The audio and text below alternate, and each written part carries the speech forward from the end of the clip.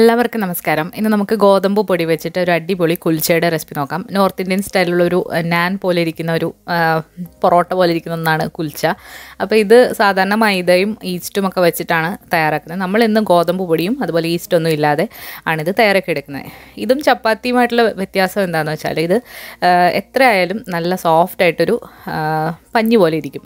ചപ്പാത്തിയുടെ ടെക്സ്ചറല്ല, നല്ലൊരു ടേസ്റ്റാണ്. അപ്പോൾ നമുക്കിതിന് വേണ്ടിയിട്ട് 2 കപ്പ് ഗോതമ്പ് പൊടിയാണ് നമ്മൾ എടുത്തിരിക്കുന്നത്. ഇതിലേക്ക് ആവശ്യത്തിനുള്ള ഉപ്പ് ചേർത്ത് കൊടുക്കാം. 2 കപ്പ് ഗോതമ്പ് പൊടിക്ക് ഏകദേശം 1 ടീസ്പൂൺ ഉപ്പോളം വേണം. നമ്മളിതിൽ ഈസ്റ്റിന് പകരം ബേക്കിംഗ് പൗഡറാണ് ചേർക്കുന്നത്. 1 ടീസ്പൂൺ ബേക്കിംഗ് പൗഡർ ചേർത്ത് കൊടുത്തു. ഇനി ഇതിലേക്ക് ഒരു 1/4 ടീസ്പൂൺ ബേക്കിംഗ് സോഡയും ബേക്കിംഗ് പൗഡറും ഇതിലേക്ക് ചേർക്കണം. അപ്പോഴാണ് നന്നായിട്ട് ഇത് പൊങ്ങി വരിക. ഇനി ഇതിലേക്ക് ഒരു 1/4 കപ്പ് അധികം പുളിയില്ലാത്ത തൈരും 2 ടേബിൾ സ്പൂൺ റിഫൈൻഡ് ഓയിലും കൂടെ ചേർത്തിട്ട് നന്നായിട്ടൊന്ന് കുഴച്ചെടുക്കാം. ആദ്യം കൈവച്ചിട്ട് ഒന്ന് നന്നായിട്ട് മിക്സ് ചെയ്ത് കൊടുത്തതിന് ശേഷം നമുക്ക് കുറേശ്ശെ വെള്ളം ഒഴിച്ചിട്ട് ഒന്ന് കുഴച്ചെടുക്കാം. നമ്മളിവിടെ 1 കപ്പ് വെള്ളം എടുത്തിട്ടുണ്ട്. ഇത് കുറേശ്ശെ ഒഴിച്ച് കൊടുത്തിട്ട് നമുക്ക് ഒന്ന് കുഴച്ചെടുക്കാം. നല്ല സോഫ്റ്റായിട്ട് തന്നെ ചപ്പാത്തിക്ക് കുഴക്കുന്ന പോലെ കുഴച്ചെടുക്കാം. അപ്പോൾ നമ്മൾ ആ 1 കപ്പ് വെള്ളവും ഇതിലേക്ക് ചേർത്ത് കൊടുത്തിട്ട് നന്നായിട്ട് ഒന്ന് കുഴച്ചെടുക്കാൻ പോവാണ്. അപ്പോൾ നല്ല സോഫ്റ്റ് ആകുന്നവരെ ഇത് ഒന്ന് കുഴച്ചെടുക്കുക. ഒരുപാട് അങ്ങ് ടൈറ്റ് ആകരുത്. ചപ്പാത്തിയെക്കാട്ടിലും കുറച്ചുകൂടെ ഒന്ന് ലൂസായിട്ടുള്ള പരുവത്തിലാണ് നമ്മളിത് കുഴച്ചെടുക്കേണ്ടത്.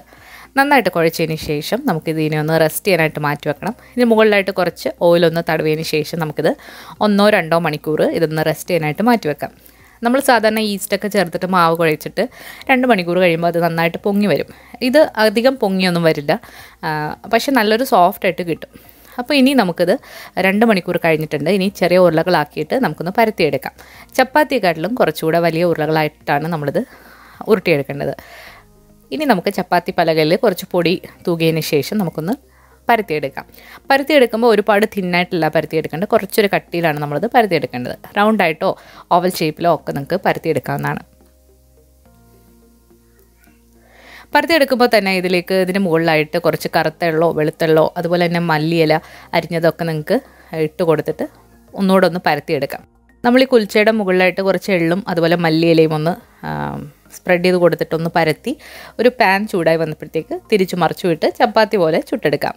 ഇനി ഇത് നിങ്ങൾക്ക് ഈ കുൽച്ചയുടെ താഴ്ഭാഗത്ത് കുറച്ച് വെള്ളം ഒന്ന് തടവിയിട്ട് തവയിലൊട്ടി പിടിപ്പിച്ചിട്ട് തിരിച്ചു വെച്ച് ഫ്ലെയിമിൽ കാണിച്ച് നിങ്ങൾക്ക് ചെയ്തെടുക്കാം. പക്ഷേ ഞാൻ ഡയറക്റ്റ് ഫ്ലെയിമിൽ കാണിക്കുന്നതിനോട് എനിക്ക് അത്ര യോജിപ്പില്ല. അതുകൊണ്ടാണ് ഞാൻ സാധാരണ ചപ്പാത്തി പോലെ ഇത് ചുട്ടെടുക്കുന്നത്. അതുപോലെ 2 സൈഡിലും കുറച്ച് ബട്ടർ ഒന്ന് തടവി കൊടുക്കാം. തിരിച്ചു മറിച്ചു വിട്ടൊന്ന് കുക്ക് ചെയ്തെടുക്കാം. നാൻ പോലെയൊക്കെ ഇരിക്കുന്ന ഒരു സംഭവം തന്നെയാണിത്. അപ്പോൾ നമ്മുടെ തവയിലുണ്ടാക്കിയ കുൽച്ച ഇവിടെ റെഡി ആയിട്ടുണ്ട്. ഇത് ചൂടോടെ കൂടെ കഴിക്കുമ്പോൾ അടിപൊളി ടേസ്റ്റാണ്. തണുത്താലും നല്ല സോഫ്റ്റായിട്ട് തന്നെയാണ് ഇതിരിക്കുന്നത്.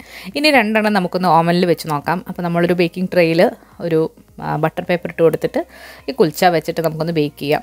നമ്മളിവിടെ 180 ഡിഗ്രിയിൽ അവൻ പ്രീഹീറ്റ് ചെയ്യാനായിട്ട് വെച്ചിട്ടുണ്ട്. ഏറ്റവും മുകളിലത്തെ റാക്കിലാണ് നമ്മളിത് വെച്ച് കൊടുത്തിട്ടുള്ളത്. ഒരു 10 മിനിറ്റ് കഴിഞ്ഞപ്പോഴത്തേക്ക് മുകൾ ഭാഗമൊക്കെ ബ്രൗണായി വന്നു. ഇനി ഇതിൻ്റെ താഴ്ഭാഗം കൂടെ ഒന്ന് തിരിച്ചിട്ട് ഒന്നുകൂടെ ഒരു 5 മിനിറ്റും കൂടെ ഒന്ന് ബേക്ക് ചെയ്യാം.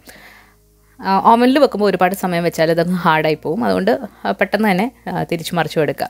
ഇതിപ്പോൾ ഓവനിൽ വെച്ചതും റെഡി ആയിട്ടുണ്ട്. അതും ചൂടോടെ കഴിക്കുക. എനിക്ക് ഓവനിൽ വെച്ചതിനെക്കാട്ടിലും ഇഷ്ടപ്പെട്ടത് പാനിൽ തയ്യാറാക്കിയതാണ്. അപ്പോൾ എങ്ങനെ വേണമെങ്കിലും നിങ്ങൾക്ക് തയ്യാറാക്കി നോക്കാം. ഇത് കുറച്ച് ഒരു സോഫ്റ്റാണ് എങ്കിൽ കൂടി കുറച്ച് ക്രിസ്പി ആയിട്ടാണ് വന്നിട്ടുള്ളത്. അപ്പോൾ പക്ഷേ നമ്മൾ പാനിലുണ്ടാക്കിയത് നല്ല സോഫ്റ്റായിട്ട് തന്നെ അടിപൊളിയായിട്ട് വന്നിട്ടുണ്ട്. അപ്പോൾ എല്ലാവരും ഒന്ന് ട്രൈ ചെയ്ത് നോക്കുക. ഇതിൻ്റെ കൂടെ നമ്മൾ സെർവ് ചെയ്തത് ഒരു അടിപൊളി മുട്ടക്കറിയാണ്. മുട്ടക്കറിയുടെ റെസിപ്പി നമ്മൾ ഇതിന് മുൻപ് അപ്ലോഡ് ചെയ്തിട്ടുണ്ട്. അപ്പോൾ എല്ലാവരും കണ്ടു നോക്കുക. ലിങ്ക് ഞാൻ ഡിസ്ക്രിപ്ഷൻ ബോക്സിൽ കൊടുക്കാം. ഈ വീഡിയോ നിങ്ങൾക്ക് ഇഷ്ടമായാൽ ലൈക്ക് ചെയ്യാനും ഷെയർ ചെയ്യാനും മറക്കരുത്. പുതിയൊരു റെസിപ്പി വീഡിയോ ആയിട്ട് നമുക്ക് വീണ്ടും കാണാം. താങ്ക്